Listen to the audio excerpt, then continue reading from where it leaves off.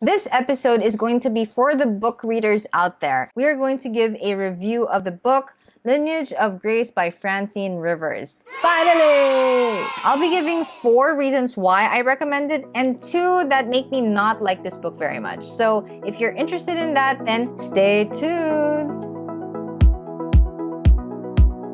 Hello friends and family! I'm Hannah of Hope and Future Bible Devotions, giving you encouragement and godly wisdom with Bible context and life application. So welcome, and if you are new here, consider subscribing and hit that notification bell so you won't miss a video. So first, let's talk about the author, Francine Rivers. If you'll go to her website, actually, you'll see a long paragraph of her achievements, but I'll be sharing a few of the things that stuck to me, which talk about her story. She has already been a known author even before she became a Christian. But then, of course, when she did become one, she started making Christian fiction books. I believe her first one was Redeeming Love, which talks about the story of Hosea and Gomer. And that also became her statement of faith. Of course, she had a lot of other books which you'll be able to see on her website, and I encourage you to go there too. But what struck me most was this. It says here that she uses her writing to draw closer to the Lord, and she desires that through her work, she might worship and praise Jesus for all he has done and is doing in her life. Isn't that the amazing thing? All of us have a talent. We have skills. And in her case, it was writing, and she used it to glorify God. Let's look at that as an example for ourselves too. But anyway, let's go on to the book. It's actually a compilation of 5 books, which have to do with the 5 women in the lineage of Jesus: Tamar, Rahab, Bathsheba, Ruth, and Mary. They all have their individual books compiled in this thick book over here.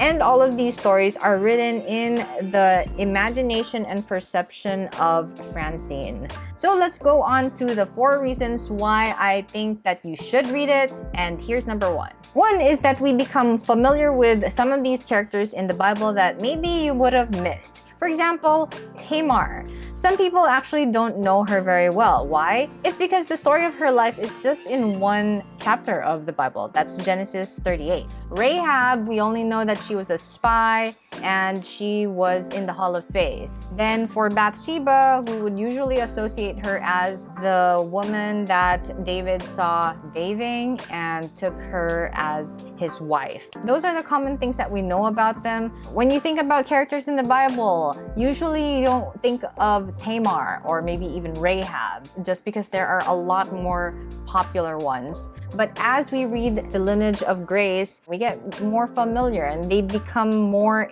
ingrained in our minds as to who they are. Second is that it brings the characters to life and you get to sympathize with them. Because there was so much creative liberty that was done in the lives of these characters, you get to see their perspective of what's been happening. Let's say, for example, for Bathsheba, because David was the more popular character, we would relate more with David, or we would like him more. But then Bathsheba is actually another human being that we can sympathize with.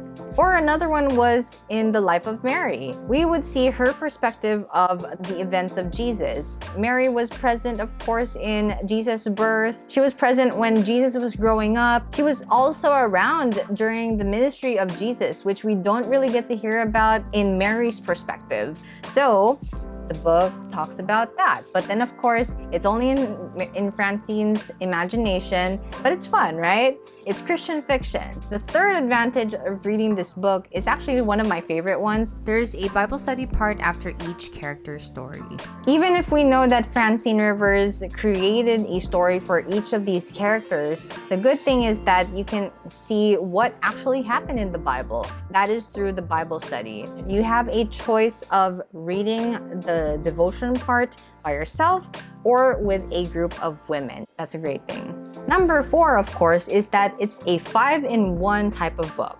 As I said earlier, it has the story of 5 of these women. It's unveiled for Tamar, unashamed for Rahab, unshaken for Ruth, unspoken for Bathsheba, and unafraid for Mary. So it's worth your money.